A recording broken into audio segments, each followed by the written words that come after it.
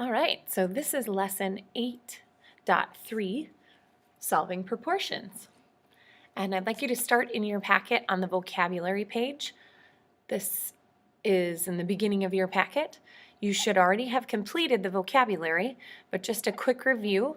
We've talked about ratio, rate, and unit rate, and today we're going to talk about a proportion. So, proportions. They're really just things that we've already talked about before, but it's kind of putting everything together. So an equation, which we did in the last unit, that sets two ratios equal. For example, C over 15 equals 4 over 10. This is a proportion. It has two ratios, 1 and 2. And what I'm going to have you do whenever you do a proportion is to make a box, kind of like this. Do you also recognize that this is the start of a table? So it's really all linked together. A proportion is really just a part of a table. All right, so to solve this proportion, you need to make it equal and treat it like an equation. So if you do something to one side, you do have to do it to the other.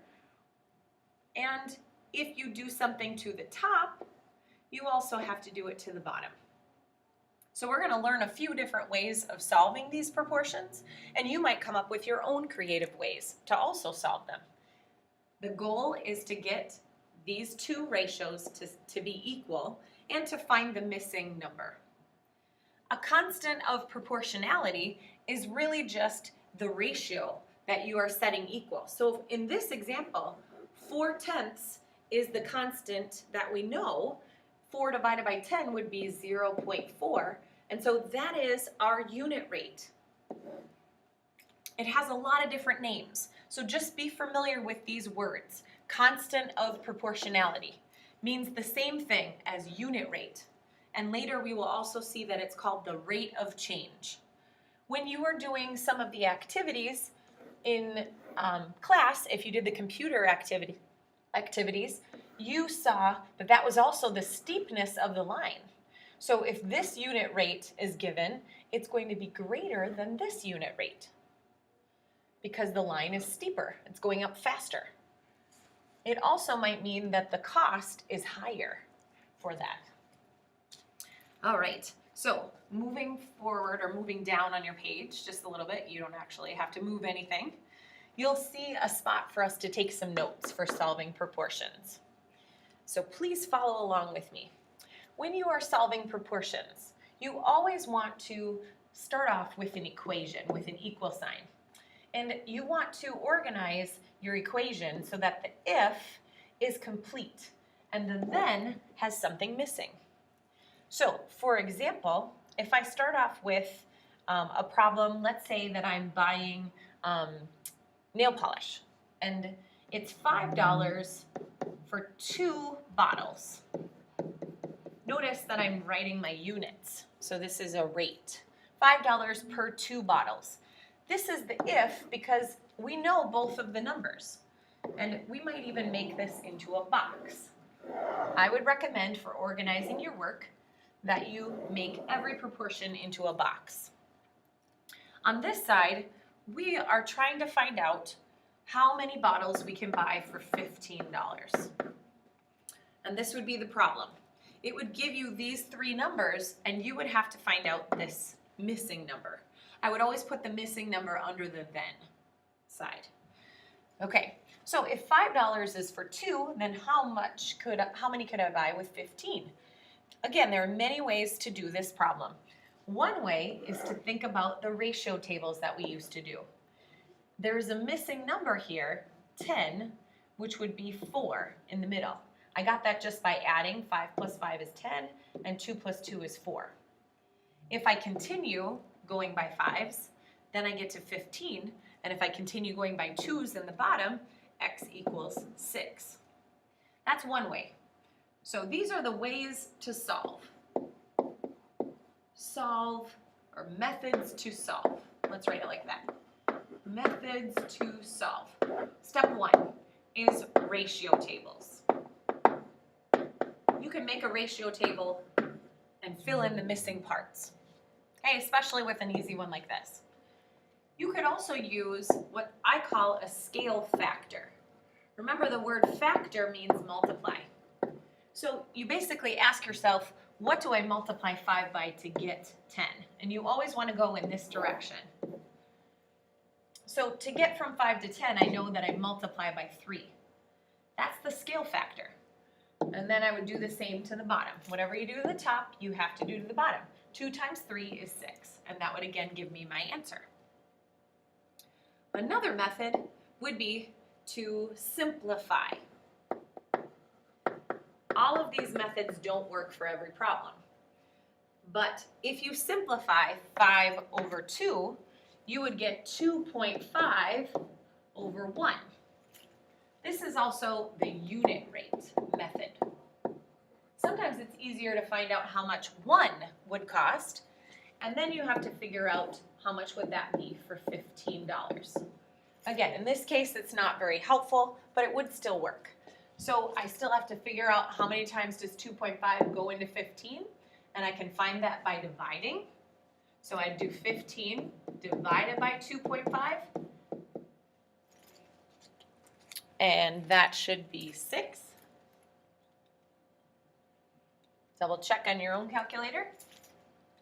Okay, and then I see that this is per 1, so that means that this has to be for 6. Again, that only works for the unit rate that you just get your answer by dividing. All right, and lastly, this is probably the one that you were taught a lot last year. This is the favorite method of a lot of people. It is cross multiply and divide. And maybe this is what you did immediately when you saw the problem. This method works for every problem. It's important to note why it works, and we'll talk about that in a minute. But first, 2 is across from 15. So to do the cross multiply and divide method, I am going to do 2 times 15, because those are across from each other, and then I will do 5 times x. And in this case, we don't know that x is 6. So I'm just going to put that back to an x. So remember, our equal sign goes in the middle. I'm on the bottom of the screen. So 2 times 15 equals 5 times x. And now we have an equation that we know how to solve. We simplify. 30 equals 5x.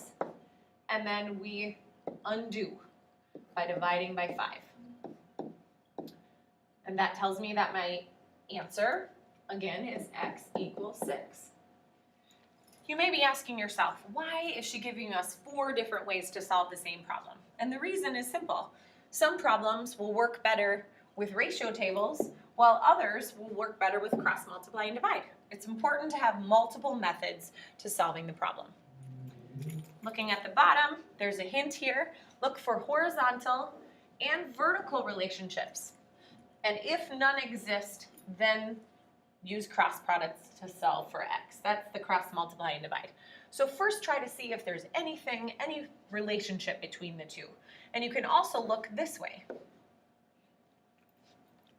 Just be careful to go in the right direction. So in this case, actually, I probably should have drawn my arrows going down, because that's the number that we have to find. So if I see that 5 is bigger than 2, make sure that 15 is bigger than x. And the biggest thing with all of these problems is check your work.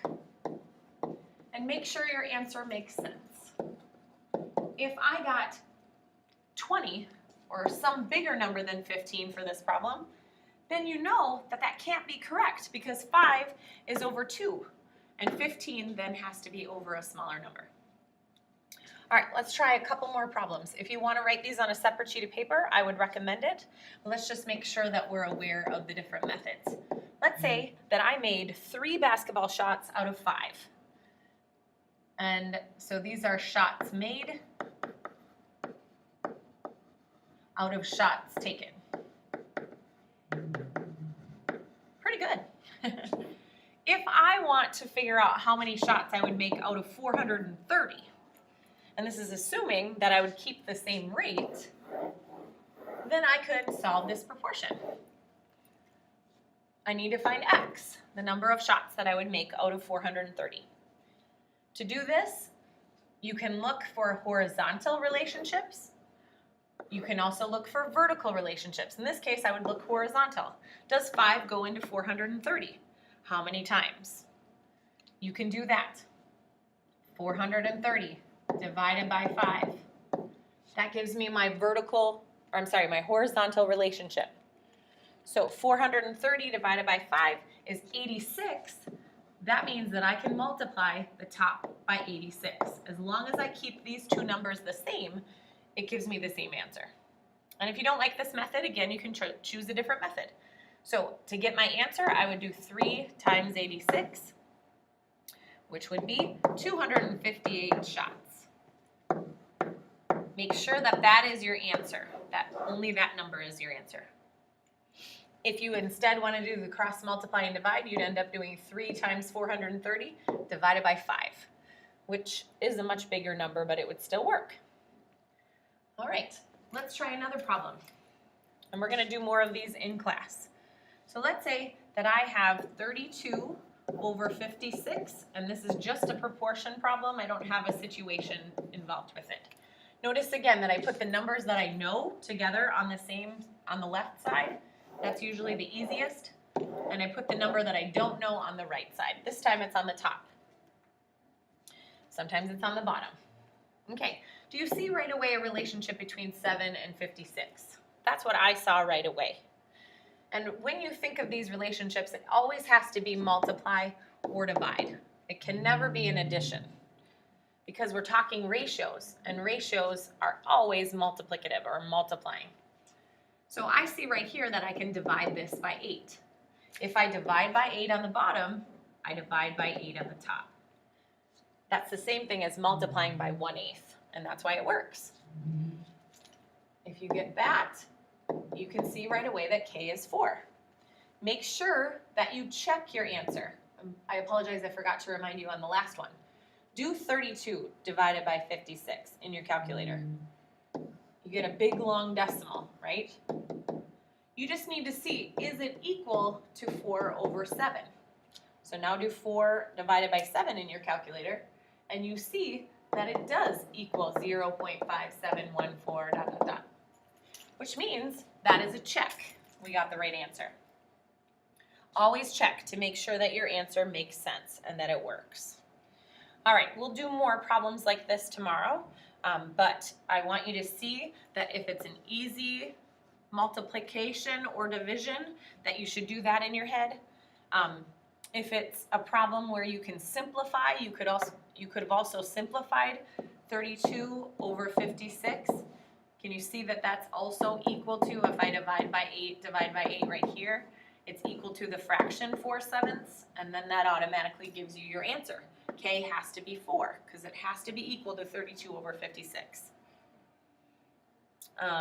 Another problem, or another thing to note, is that sometimes your problems could have decimals in them, because we're talking about ratios. These are a little different from fractions. Ratios can have decimals in the top or the bottom.